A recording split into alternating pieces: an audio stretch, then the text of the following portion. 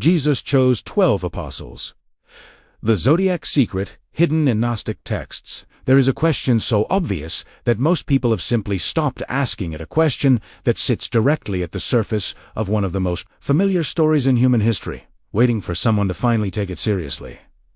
Why exactly? Jesus could have chosen 7 disciples, or 3, or 40, but he chose 12, with a deliberateness and a precision that the Gnostic texts preserved in extraordinary detail and that the canonical tradition has consistently, almost systematically, failed to fully explain. The answer to that question reaches back further than the ministry of Jesus, further than the Hebrew tradition he was born into, further even than the oldest written records of the civilization that produced him.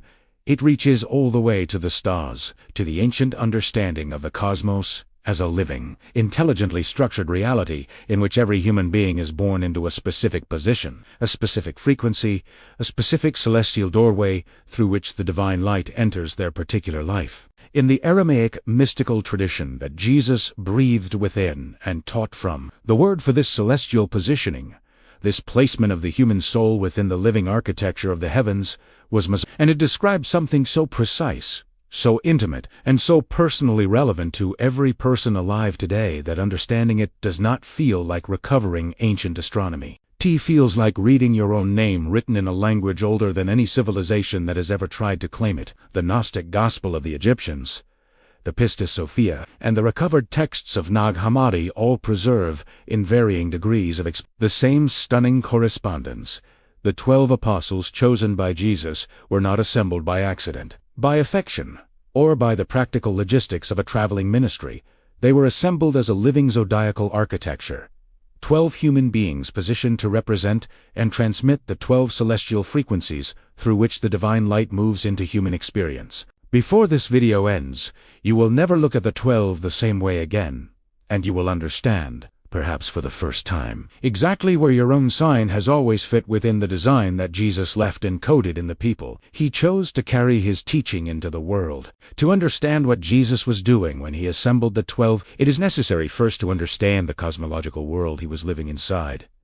Not the modern, secular cosmology of dead matter and mechanical processes, but the living, animated, intelligently structured universe that every mystical tradition of the ancient world took as its most basic and unquestioned reality. In this universe, the stars were not decorative. They were not distant balls of burning gas whose light reached the human eye as a pleasant accident of physics. They were understood as the visible expression of living intelligences, vast, ordered, purposeful presences whose movements through the heavens corresponded with absolute precision to the movements of the divine light through human experience. This understanding was not primitive. It was the product of thousands of years of careful, disciplined, cross-cultural observation preserved in the Babylonian astronomical tradition, encoded in the Egyptian temple architecture, alive in the Persian Zoroastrian cosmology that directly preceded and influenced the Aramaic-speaking world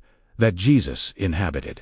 The Aramaic word mazala captures this understanding with a precision that no modern translation has been adequately equipped to convey. Its root carries the meaning of flowing, specifically, of divine light or cosmic influence flowing downward through the celestial structure into the world of human experience. The 12 mazalet, the plural form, the 12 flowing streams of celestial influence, were understood as the 12 primary channels through which this cosmic light reached the earth, the human body, the human soul. They were what the Western tradition would later call the signs of the Zodiac. But the Aramaic understanding was deeper and more intimate than anything that term now conveys.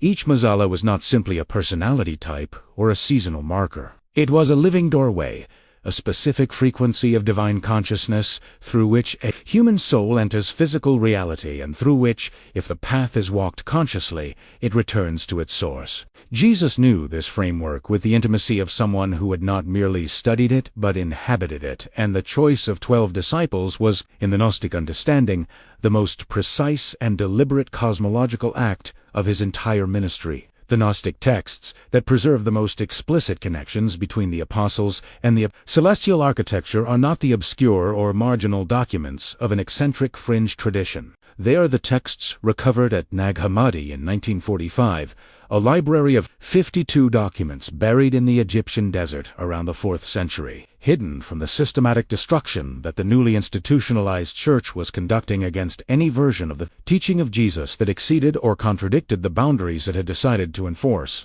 Among these texts, the Pistis Sophia is perhaps the most cosmologically explicit, a lengthy, complex, and extraordinarily detailed account of the teachings Jesus gave to his disciples after the resurrection, which the Gnostic tradition understood as the period when he spoke most freely and most completely about the full architecture of the cosmic reality his ministry was designed to address. In the Pistis Sophia, Jesus speaks at length about the Mazalet, the zodiacal powers, as living intelligences that govern the flow of divine light into human incarnation. He describes the relationship between the soul and its celestial positioning with a precision that goes far beyond anything preserved in the canonical Gospels, and he places the 12 disciples in explicit correspondence with this celestial structure, each one carrying within their particular nature, their specific gifts and limitations and patterns of response to his teaching, the frequency signature of one of the 12 streams of cosmic light. This is not a metaphor offered for poetic illumination in the Pistis Sophia. It is a technical description of a cosmological reality that Jesus is at pains to explain in the most precise language available to him. The mazala of a human being, in this understanding, is not a label applied from outside. It is not a personality category assigned by the accident of birth date. It is the specific celestial doorway through which the soul chose to enter physical experience, and the entire earthly life of that soul, including its encounters with divine teaching, its capacity for transformation, and its path back toward the source it came from, is shaped by the particular frequency of light that flows through that doorway. When Jesus chose 12 disciples to represent 12 Mazalet, he was not simply forming a teaching circle. He was building a living cosmological instrument. If these Gnostic teachings are awakening a desire for inner transformation within you, we prepare to guide Zone the sacred words, where this journey begins. The link is pinned in the comments. The correspondence between the 12 apostles and the 12 signs of the Zodiac has been a subject of careful study within Christianity for centuries, preserved in Kabbalistic tradition, in the Hermetic schools of Renaissance Europe, in the alchemical literature that encoded its most sensitive cosmological knowledge, in symbolic language precisely to protect it from the institutional destruction that consumed so much of what the Gnostic tradition had preserved. The specific correspondences vary across different streams of the tradition, which is itself significant. It suggests that the original teaching was fluid and multidimensional rather than rigidly codified, and that different communities within early Gnostic Christianity received and transmitted different aspects of the same living understanding. What remains consistent across all the streams, however, is the fundamental structural claim that Jesus understood the 12 Mazalet as the primary architecture of human diversity. The 12 fundamental ways in which the one divine light differentiates itself as it enters the multiplicity of human experience, and that he chose his 12 disciples to embody, represent, and transmit these 12 frequencies, not because each disciple had perfectly mastered his celestial nature, but precisely because each one was visibly, humanly, recognizably wrestling with it. Peter, impulsive, passionate, capable of extraordinary courage and extraordinary failure in the same breath, carried the fire of Aries into the inner circle of the teaching. Thomas, questioning,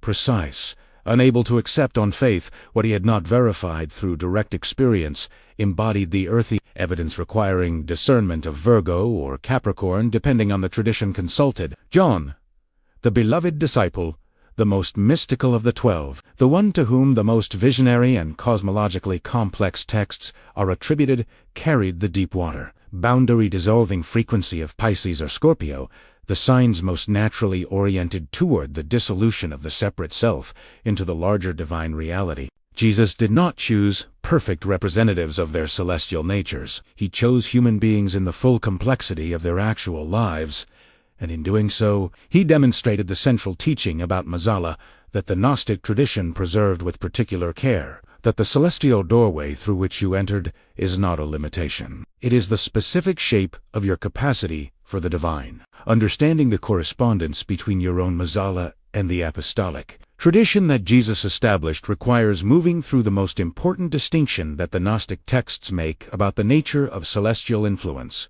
a distinction that separates the living teaching of Jesus about the stars from every form of fatalistic astrology that has ever used the zodiac as a system of fixed limitation rather than dynamic potential. In the Pistis Sophia and the related Gnostic texts, Jesus is explicit about this distinction to a degree that is almost startling in its directness. The Mazalit, he teaches, are not governors of the human soul. They are not external powers that determine the course of a life from outside the person living it. They are frequencies, specific qualities of divine light that the soul chose before incarnation, as the particular lens through which it would experience and ultimately transcend the conditions of physical existence. This is a teaching of extraordinary liberation when it is fully understood. Yo Mazala, the celestial signature of your incarnation, is not what limits you. It is what you came equipped with. To fire, signs, Aries, Leo Sagittarius, carry within their celestial frequency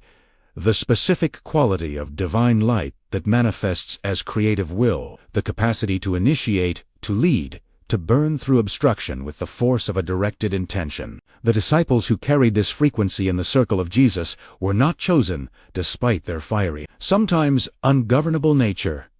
They were chosen because that frequency, consciously cultivated and spiritually directed, becomes exactly the kind of transformative force that the divine teaching requires to move through the world. The earth signs, Taurus, Virgo, Capricorn, carry the frequency of divine light that manifests as embodied wisdom, the capacity to make the sacred tangible, to build what endures, to bring the celestial architecture down into practical form that ordinary human beings can inhabit. The disciples carrying this frequency were the ones who understood that the teaching of Jesus had to become structure, had to become community, had to become something that could survive the physical departure of its source. The air signs, Gemini, Libra, Aquarius, carry the frequency of divine light as transmission, relationship, and the capacity to hold multiple dimensions of truth simultaneously without needing to resolve them into a single position. And the water signs, Cancer,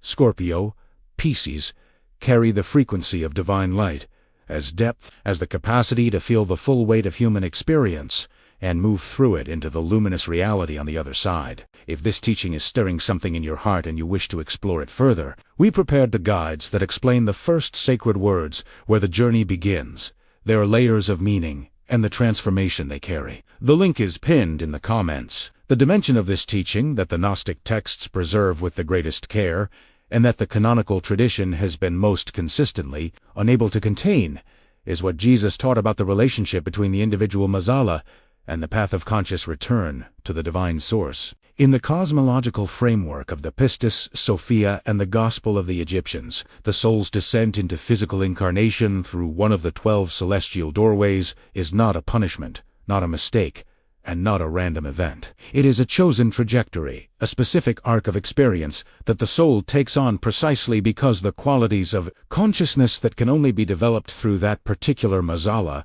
are needed for the completion of the divine light's return journey through matter, back to its source. This is the teaching that Jesus was encoding in the assembly of 12 human beings, who between them represented the full spectrum of celestial frequency. Together, the 12 Mazalit form a complete circle, not a hierarchy of more and less spiritually advanced signs, not a ranking of better and worse celestial natures, but a living wholeness in which every frequency is essential and none is sufficient alone. The fire needs the water to give its will, depth, and feeling. The earth needs the air to give its structure, vision, and breath. The water needs the fire to give its feeling, direction, and courage. The air needs the earth to give its ideas embodied form. Jesus assembled 12 human beings who between them carried all of this, the full spectrum of the divine light's self-differentiation into human experience, and he taught all 12 of them the same essential practice, the conscious return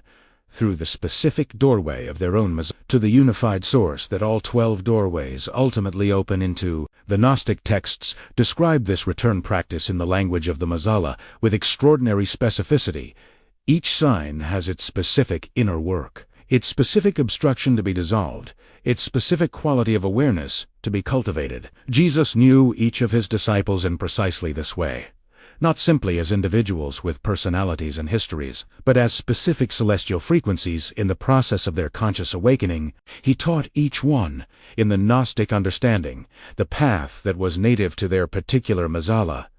And in doing so, he left a teaching so complete and so cosmologically precise that it encompasses every human being who has ever been born under any of the 12 celestial doorways, which is to say, every human being who has ever lived. Everything this teaching has moved through arrives, finally, at the question that this entire cosmic architecture was always pointing toward, the most personal question, the one that no amount of historical or textual analysis can answer on your behalf.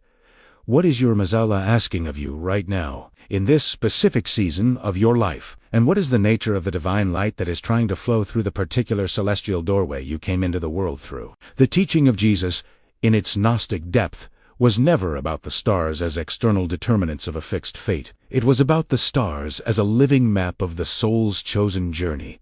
A map so precise, so intimately calibrated to the specific nature of every human being who has ever incarnated through one of the 12 celestial doorways, that encountering it honestly does not feel like reading a horoscope. It feels like being recognized. It feels like the specific quality of clarity that arrives when something you have always known about yourself but could never quite name suddenly finds the exact language it needed. Your mazala is the shape of your capacity for the divine. The apostle who shared your celestial frequency sat in the inner circle of Jesus and received the same teaching imperfectly, humanly, with all the struggle and resistance and eventual luminous breakthrough that genuine inner transformation requires. The celestial doorway through which you entered this life is not a limitation on what is available to you. It is the specific, irreplaceably, cosmically calibrated shape of what you came here to offer. And Jesus, assembling 12 human beings to represent the 12 living frequencies of the divine light, was encoding a message addressed to every soul born under every sign across every generation that would follow. You were not placed in the wrong sign. You were placed in precisely the one whose frequency, fully lived and consciously developed, becomes exactly the quality of divine light the world most needs from you. The Aramaic word for this celestial placement, for the living doorway through which your particular quality of divine light flows into the world, is mazala. Jesus knew it.